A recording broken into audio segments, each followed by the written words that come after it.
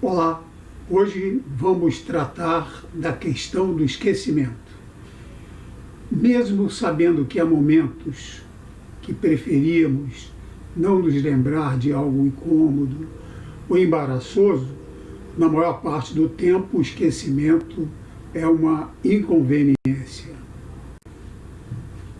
Ebbinghaus é considerado um importante pioneiro na realização de estudos sobre o esquecimento. Utilizando a estratégia de memorizar trigramas, trigramas é uma sílaba formada por uma consoante, uma vogal e uma consoante. Ele selecionou sílabas sem sentido, por exemplo, tute, e sílabas com significado. Como exemplo, MEC, que a gente associa com o Ministério da Educação e Cultura. Com base em seus estudos, Ebbinghaus elaborou curvas do esquecimento e concluiu que as sílabas sem sentido são esquecidas rapidamente e que o material com significado tem maior probabilidade de ser armazenado. Fica claro, então, que o material que você estuda pode ser retido por mais tempo se você fizer um esforço para dar-lhe significado. Vale até um versinho. Decorar sem compreender, é claro que vai esquecer.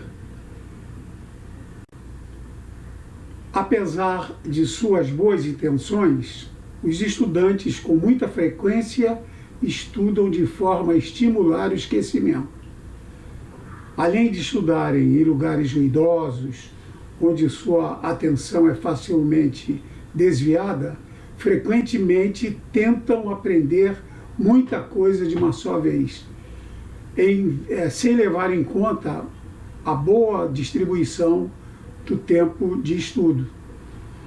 Pesquisas têm demonstrado que a prática distribuída, ou seja, espaçar seus períodos de aprendizagem com períodos de descanso, é mais eficiente do que estudo de última hora, conhecido como uma prática concentrada, porque o tempo gasto na aprendizagem é concentrado em longos períodos sem intervalos. Resumo da ópera: não deixe para estudar tudo em cima da hora. Entre as principais teorias do esquecimento, a primeira é a teoria da interferência, ou seja, esquecemos de algo porque outra informação bloqueia a sua recuperação. A pessoa que estudou 2 idiomas estrangeiros, por exemplo, às vezes lembra de palavras do primeiro em vez do segundo idioma, quando está se comunicando. Esquecer-se de algo porque a informação previamente aprendida interfere com a mais recente é chamado de interferência proativa. Essa é uma causa de muitos idosos terem dificuldade de recordar de maneira eficaz lembranças mais recentes. Uma criança lembra detalhes de um passeio porque só foi uma vez no local. O adulto, que foi muitas vezes, acaba misturando as lembranças. Esquecer-se de algo porque uma informação aprendida mais recentemente interfere no que foi aprendido antes é chamado de interferência retroativa. Se você tem um novo número de telefone, esse novo número pode causar uma interferência retroativa na lembrança do antigo número. O termo interferência, portanto, dá essa ideia de perturbar, impedir, atrapalhar. Vários estudos, já repetidos em muitas épocas e lugares diferentes, né, utilizando dois grupos, um grupo experimental e um grupo de controle. O grupo experimental tem uma aula sobre o conteúdo A, o grupo de controle também. Imediatamente depois, o grupo experimental tem uma aula sobre o conteúdo B, enquanto o grupo de controle fica, né, descansando. Depois, os dois grupos vão ser submetidos ao mesmo teste e o resultado sempre é melhor no grupo de controle, porque provavelmente o conteúdo B interferiu na lembrança de A.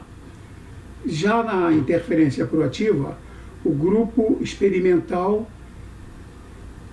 tem aula sobre o conteúdo A e logo depois sobre o conteúdo B e teste sobre o conteúdo B. E o grupo de controle fica inicialmente em repouso, depois tem o conteúdo B e faz um teste sobre o conteúdo B. O resultado, de novo, do grupo de controle é bem melhor, porque o grupo experimental provavelmente sofreu a interferência do conteúdo A. Já a teoria da deterioração é baseada no senso comum de que a memória, como todos os processos biológicos, se deteriora com o passar do tempo. A teoria do desuso é também baseada no senso comum. Se você não utiliza, não aplica há muito tempo o teorema de Pitágoras, provavelmente vai ter dificuldade de lembrar ou de resolver um problema no qual esse conhecimento seja suporte.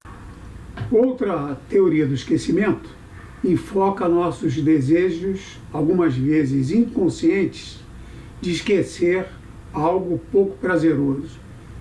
De acordo com essa teoria, bloqueamos lembranças que poderiam causar dor, medo ou constrangimento. Nesses casos, a informação não é esquecida, porque ainda está na memória de longo prazo e poderia ser lembrada se os mecanismos de proteção fossem superados. Esse tema nós focalizamos no vídeo sobre mecanismos de defesa, ou seja, os conteúdos são reprimidos. Qualquer pessoa que já tenha sofrido um branco, o cara diz assim, deu um branco durante uma avaliação ou mesmo uma conversa, e um pouco mais tarde se lembrou da informação esquecida, teve uma experiência com a teoria da falha da recuperação. De acordo com essa teoria, lembranças armazenadas na memória de longo prazo nunca são realmente esquecidas, de novo entre aspas, mas somente momentaneamente inacessíveis, como um resultado de coisas como interferência ou estado emocional, que acontece muito em prova. A pessoa fica nervosa, e acaba esquecendo. E agora, repetindo aquele tradicional bordão, muito obrigado por ter assistido o vídeo todo até o final e até breve.